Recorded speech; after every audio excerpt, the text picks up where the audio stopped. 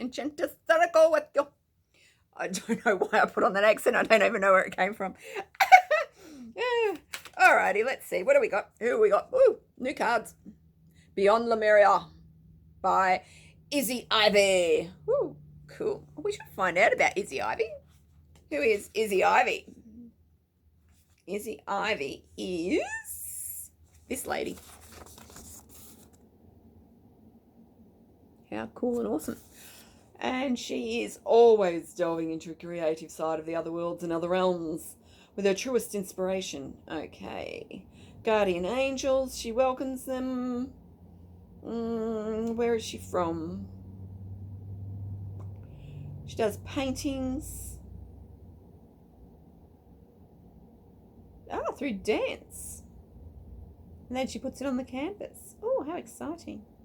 Lemurian wisdom. I have to find out.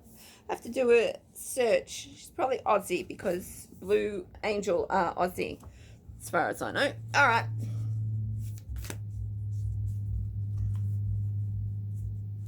I was going to change that, but I won't. All right. Let's see. Next. I like that. Next. Because there it is. That's what we want. Thank you, cards. We've got 2. All right. So our ancient future. Ooh. Oh, there we go. Our ancient future. That's the card that's actually on the front deck. The ancient Lemuria. Cool.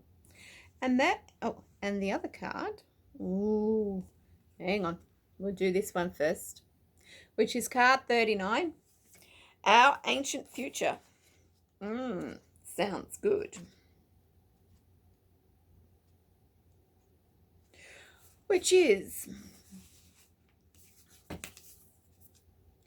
wisdom from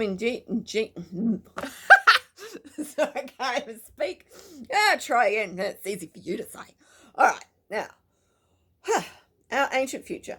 Wisdom from Indigenous peoples. Ancestors holding the keys for the future.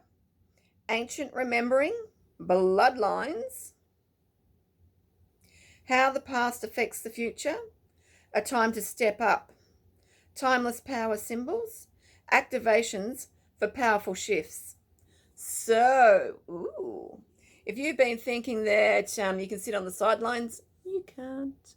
If you've been thinking that the past hasn't affected you and your family or anything like that, it has.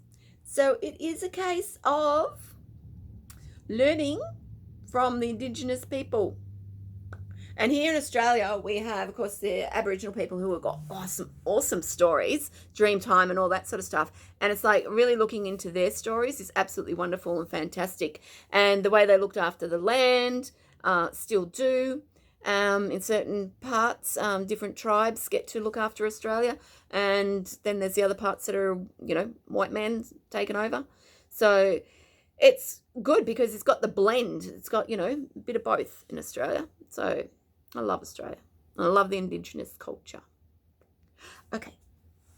So you got to learn from them. Now, so maybe if you're not in Australia and you have the American Indian tribes or whatever tribe it is, wherever you are situated in the world, and it feels like the people who were there before you, like, ancient Vikings and all that sort of stuff, it's like they're the ones who have got answers. It's like, go back to your ancestors. It's like, what did they do for their immune system? What did they do in times of crisis? What did they do when they were locked in, say, the winter months or something like that, where they were locked in and they couldn't get out and couldn't go and do their usual stuff? What were their sort of supplies? What did they have? What did they do? Did they grow their own fruit and veggies? Did they do fermenting? Did they do fasting? Didn't they? What kept them sane? Did they build something? Did they create something together? What is it they did? So it's like that's where the answers are from our past. Whatever got our great-great-great-great-grandmothers and fathers through with our tribes, that's what will get us through. Sounds exciting, doesn't it? All right, next card. Next card is radical expansion. Whew.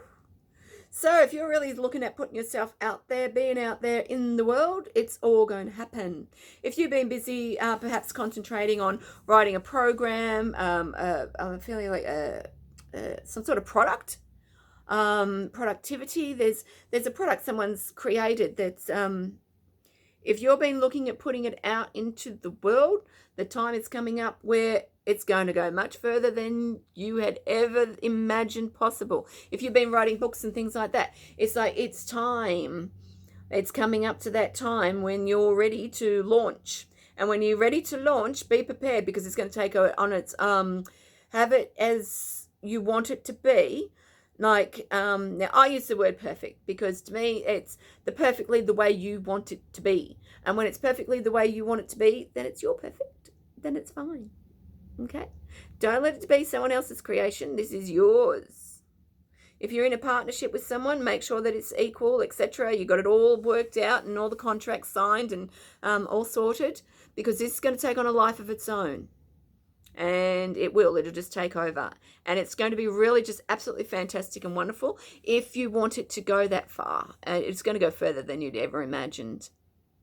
And I do feel like that, you know, whether it be a work project or some sort of contract that you've written up, that, you know, maybe you're in the field of actually writing contracts, so it's like, you know, people might be just using your template and that could just take off. You might be